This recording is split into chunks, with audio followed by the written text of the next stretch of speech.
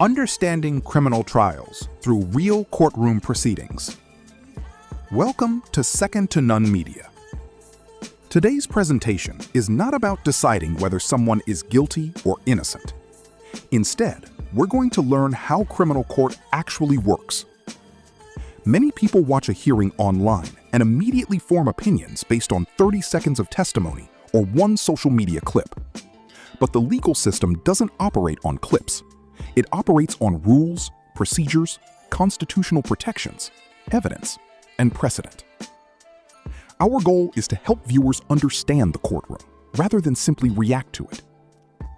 Throughout this series, we'll use real courtroom proceedings, public records, and actual legal arguments to explain why judges make certain decisions, why attorneys object, why evidence is admitted or excluded, and why precedent matters.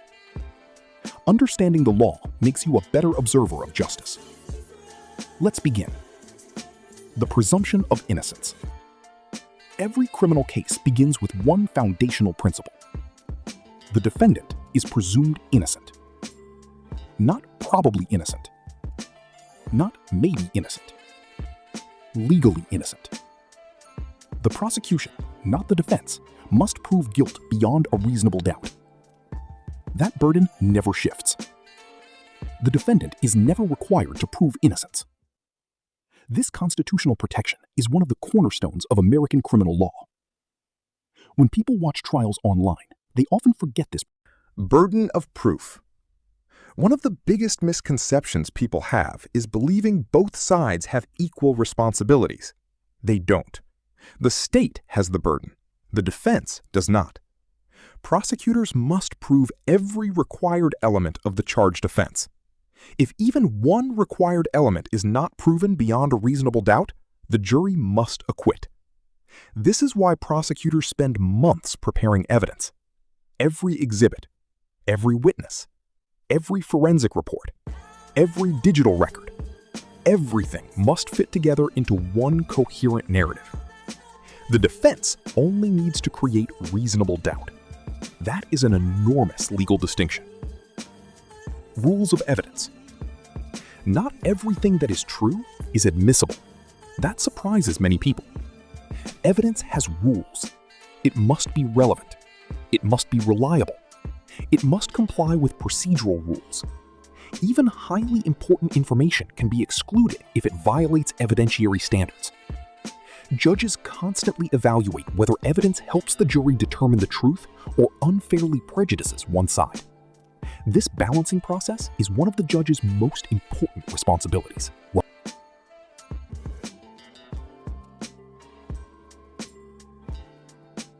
Motions in limine.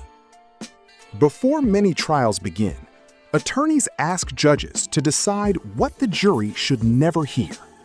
These requests are called motions in limine. They are preventative rulings. They help avoid unfair prejudice before the trial even begins. Examples include prior arrests, rumors, character attacks, certain social media posts, graphic images, music, videos, prior lawsuits. The goal is fairness, not censorship. If evidence is unfairly prejudicial compared to its actual value, a judge may exclude it. Relevance versus prejudice. One of the most debated legal concepts is balancing relevance against unfair prejudice. Evidence can absolutely be relevant, but if it inflames emotions more than it helps determine facts, the judge may exclude it. This issue frequently appears in high-profile criminal trials involving music, videos, social media posts, or lifestyle evidence. The court asks, does this actually prove something important? Or does it simply make the defendant look bad? Those are very different questions. Authenticating evidence. Before evidence reaches a jury, attorneys must show that it is authentic.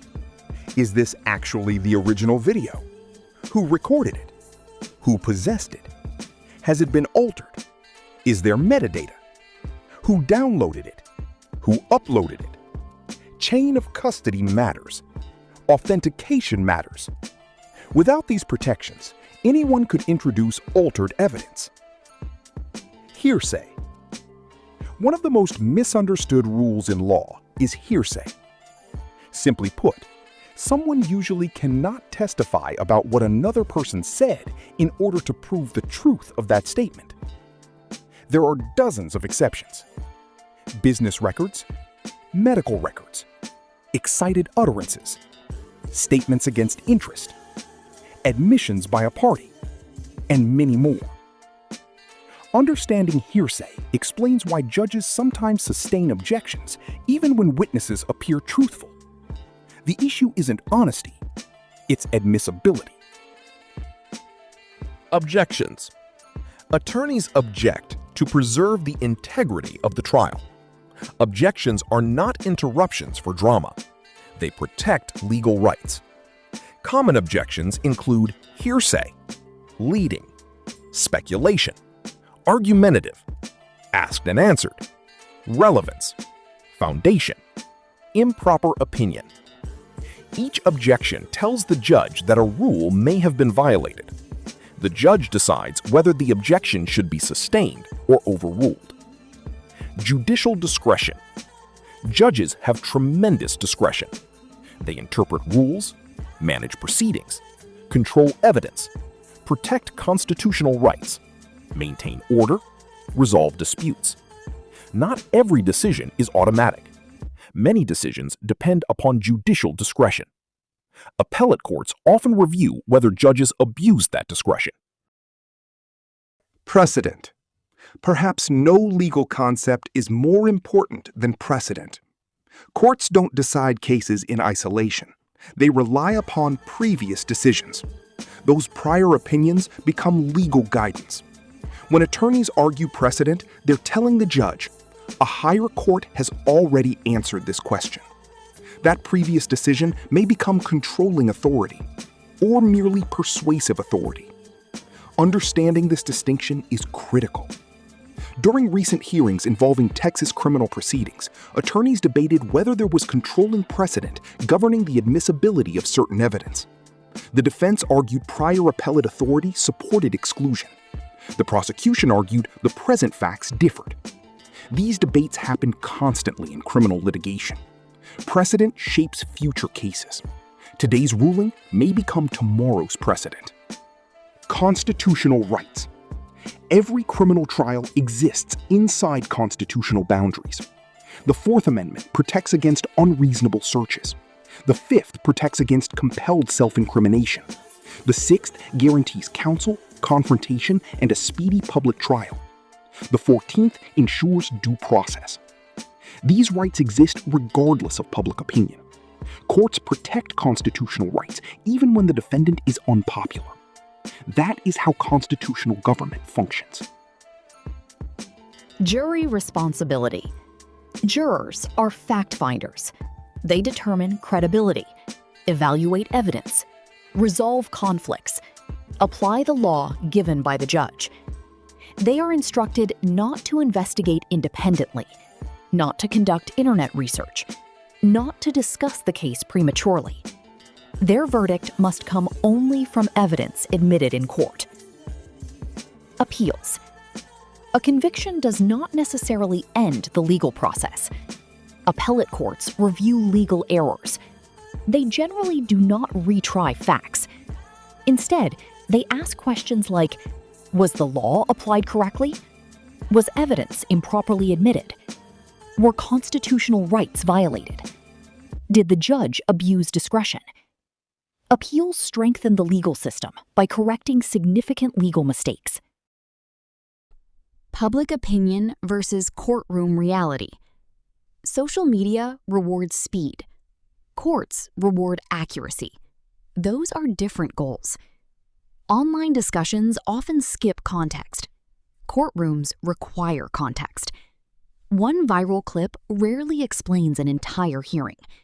Watching complete proceedings provides a far more accurate understanding than isolated moments. Responsible courtroom reporting means presenting the entire legal picture. Why legal education matters. Legal education empowers citizens. Understanding courtroom procedure helps people recognize the difference between opinion and evidence.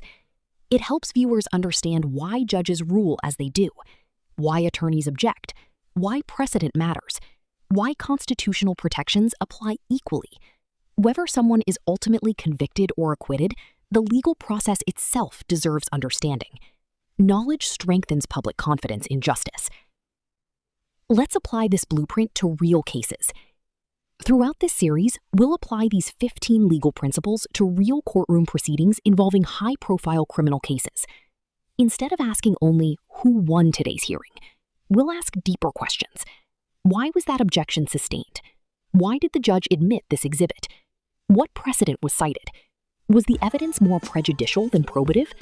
Did the attorneys properly preserve issues for appeal? What constitutional protections were implicated? How does this ruling compare to previous appellate decisions? These questions transform viewers from spectators into informed observers of the legal system. Before we conclude this lesson, there's one final principle that deserves attention. The legal process exists for a reason. The Constitution provides rights. The rules of evidence establish standards. Rules of criminal procedure outline how cases move through the courts. Appellate decisions create precedent that guides future rulings. But none of those protections enforce themselves. The legal system depends on attorneys recognizing issues, making timely objections, filing appropriate motions, preserving the record for appeal, and advocating for their clients within the rules of the court. If an issue is never raised, a court may never have the opportunity to rule on it. If an objection is never made, certain arguments may be more difficult, or in some situations, impossible to raise later on appeal because they were not preserved in the trial court. Understanding the legal process is valuable, but it is only one part of the equation.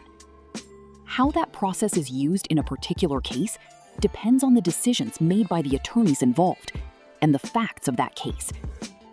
This series is designed to help viewers understand what they are seeing in the courtroom, so they can recognize the purpose behind motions, objections, precedent, constitutional protections, and evidentiary rules. Our goal is not to second-guess every strategic decision an attorney makes. Every case is different, and legal strategy depends on the unique facts, evidence, and applicable law. However, understanding the process allows the public to ask informed questions. Was a motion filed? Was the issue preserved for appeal? Was controlling precedent presented to the court? Were constitutional arguments properly raised? Were evidentiary objections made when necessary? These are important procedural questions that often shape the outcome of a case. The law provides a framework, but that framework must be actively used throughout the litigation process. Knowing your rights and understanding how the legal system operates can help people become more informed participants in the justice system and better understand what they see in real courtroom proceedings. As we continue this legal blueprint series, we'll examine real courtroom hearings through the lens of legal procedure, not just headlines or public opinion. We'll explain the rules that govern criminal trials, why attorneys make certain arguments, why judges rule the way they do, and how appellate courts review those decisions. Because at the end of the day, the process matters, the rules matter, the record matters, and understanding those principles helps us better understand how justice is intended to work. The process is the process. The law provides the framework. The outcome often depends on how effectively that framework is used within the rules of the court. Thank you for joining us for this legal blueprint series on Second to None Media. If you're interested in understanding criminal law, courtroom procedure, constitutional protections, evidentiary rules, appellate precedent, and the real mechanics behind high-profile criminal trials, you're in the right place. In future episodes, we'll continue examining real courtroom hearings, public records, and legal arguments, breaking them down step by step so you can better understand how the justice system works. Remember, our goal is education, not speculation. Until next time, Keep learning, keep questioning, and keep seeking the facts before forming conclusions. This is Second to None Media, signing off.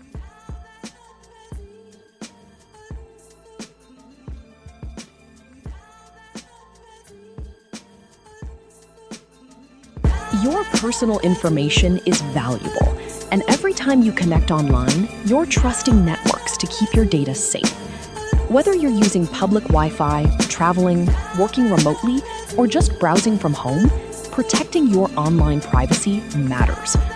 NordVPN helps encrypt your internet connection and adds an extra layer of security while you're online.